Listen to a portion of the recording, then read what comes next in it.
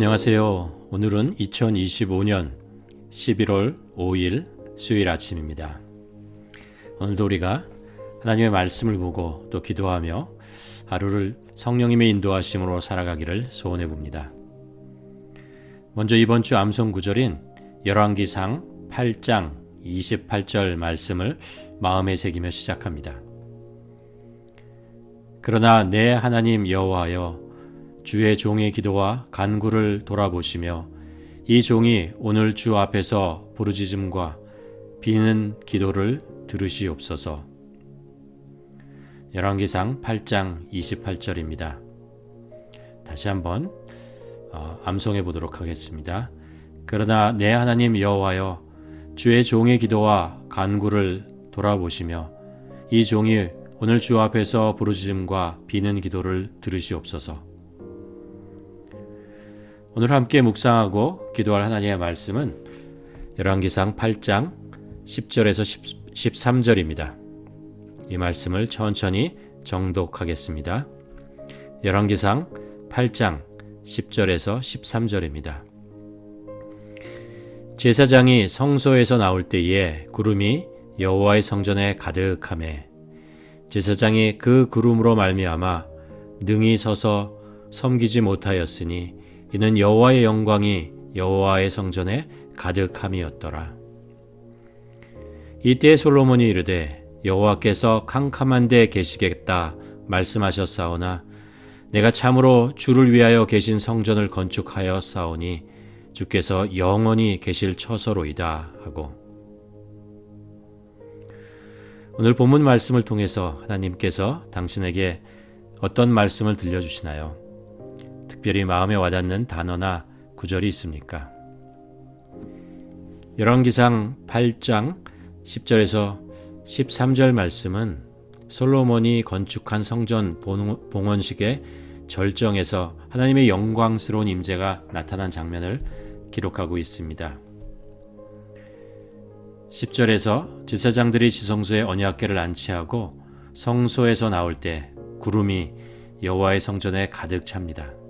이 구름은 출애굽 당시 광야에서 이스라엘 백성을 인도했던 언약궤 위의 구름이나 시내산에 임했던 하나님의 임재의 구름을 연상시켜 줍니다. 이는 또한 하나님께서 솔로몬의 성전을 자신의 거처로 공식적으로 인정하시고 임재하셨다는 눈에 보이는 증거입니다. 11절에서 구름이 너무나 자욱하여 제사장들이 서서 섬기지 못할 정도였는데 이는 여호와의 영광이 그 성전에 가득했기 때문입니다. 인간의 능력이나 거룩함으로 감히 범접할 수 없는 하나님의 절대적인 거룩함과 위엄을 보여줍니다. 제사장들이 직무를 수행할 수 없었다는 것은 이제 성전의 주인이 하나님 자신임을 분명히 드러내는 것입니다.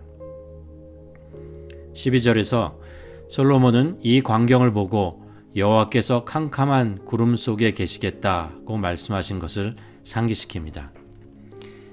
이는 하나님께서 시내산에서 이스라엘과 언약을 맺으실 때에 빽빽한 구름 속에서 임재하셨던 사건을 인용한 것으로 보입니다. 캄캄한 구름은 인간이 접근할 수 없는 신비롭고 위험 있는 하나님의 임재를 상징합니다. 13절에서 이어서 솔로몬은 내가 참으로 주를 위하여 계신 성전 곧 하나님께서 영원히 계신 처소를 건축하였나이다 고 선포합니다.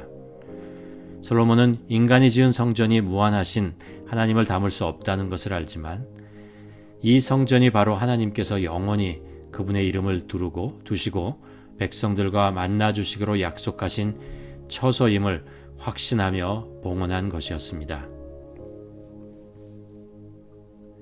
이제 이 말씀이 나에게 어떤 의미가 있는지, 이 말씀을 어떻게 나의 삶에 적용할 수 있는지 묵상하는 시간을 갖도록 하겠습니다.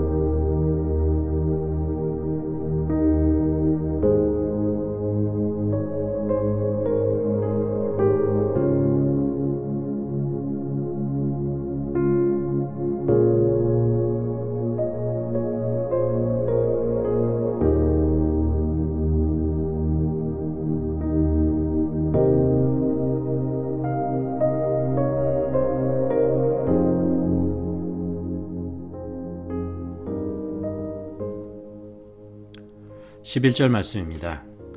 제사장이 그 구름으로 말미암아 능히 서서 섬기지 못하였으니 이는 여호와의 영광이 여호와의 성전에 가득함이었더라. 솔로몬의 성전에 하나님의 영광이 가득했다고 말씀합니다. 하나님의 영광은 성경에서 아주 중요한 개념을 우리에게 가르쳐 줍니다. 히브리어로 카보드를 주로 사용하는데 이는 원래 무게, 가치, 존귀를 의미합니다. 이 영광은 세상 그 어느 것도 취할 수 없는, 아무도 범접할 수 없는 오직 하나님의 본질적 속성입니다. 그런데 성경에서 역사를 통해 그 하나님의 영광이 하나님의 백성에게 나타남을 알려줍니다. 모세가 십계명을 받기 위해 산에 올라갔을 때 산을 빽빽한 구름이 덮고 그 위에 여호와의 영광이 불같이 나타납니다. 또 이스라엘 백성이 성막 건축을 완성했을 때 구름이 회막을 덮고 하나님의 영광이 성막에 가득하여 모세가 들어갈 수 없었다고 합니다. 그리고 오늘 본문에서 언약궤를 성전에 안치했을 때 구름이 성전에 가득 찼고 여호와의 영광이 충만하여 제사장들이 감히 서서 섬길 수 없었을 정도였습니다. 그런데 이 영광이 신약으로 오면 하나님의 영광의 본체이신 예수 그리스도께서 이 땅에 나타나십니다. 사도 요한은 요한복음 1장 14절에서 말씀이 육신이 되어 우리 가운데 거하심에 우리가 그의 영광을 보니 아버지의 독생자의 영광이요 은혜와 진리가 충만하였더라 라고 말씀하고 있습니다. 예수님 자신이 하나님의 영광의 완전한 계시를 선포하는 것입니다. 또한 사도 바울은 이제 그 하나님의 영광이 성령님의 임재를 통해서 믿는 사람들 안에 들어오셨다라고 말씀합니다. 고린도전서 6장에서 너희 몸은 너희가 하나님께로부터 받은 바 너희 가운데 계신 성령의 전인 줄을 알지 못하느냐. 너희는 너희 자신의 것이 아니라 값으로 산 것이 되었으니 그런즉 너희 몸으로 하나님께 영광을 돌리라. 그러기에 우리의 몸, 우리의 삶을 통해 하나님께 그 영광을 돌려드리라고 권면합니다. 우리가 하나님의 영광을 돌려드리는 방법은 무엇일까요? 우리 하나님께 드리는 두 예배가 하나 될 때라고 믿습니다. 즉 하나님의 주님의 날에 우리 모두 함께 모여 하나님께 영광을 돌리는 예배, 그리고 또한 세상 속 삶의 현장 속에서 하나님의 영광을 드러내는 산 제사로 드리는 예배입니다.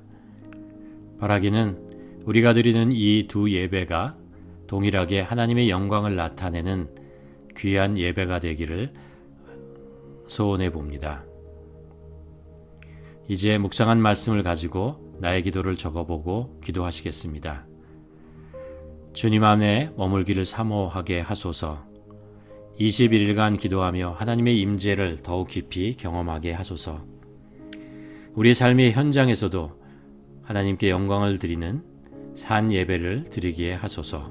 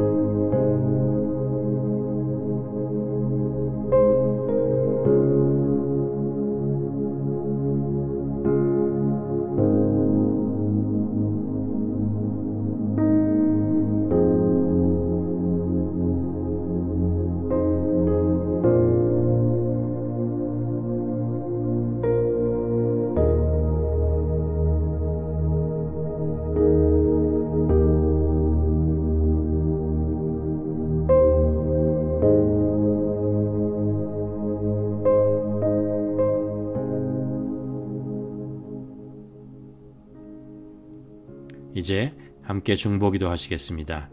오늘은 캐나다 교회의 부흥을 위하여 기도합니다.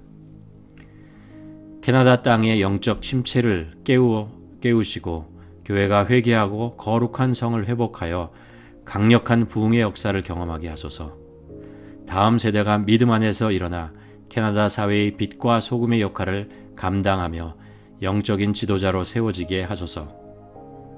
하나님의 공의와 사랑이 이 땅에 강물처럼 흐르게 하시고 복음의 능력이 캐나다 전역에 충만하게 하소서. 함께 기도하시겠습니다.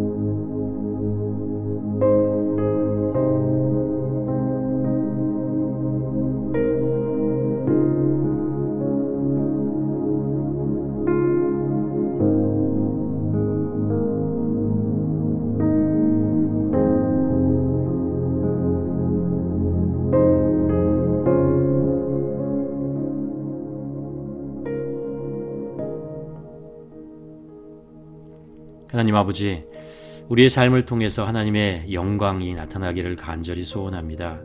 아버지, 이것이 얼마나 불가능한 일인가라는 것을 우리가 알지만 하나님께서 우리에게 거룩하신 성령님을 주셨기에 하나님, 우리 안에 계신 성령님 그분을 따라서 할 때 하나님의 영광이 우리가 드리는 예배 속에 또 우리가 살아가는 삶 속에 나타날 것을 저희가 믿습니다.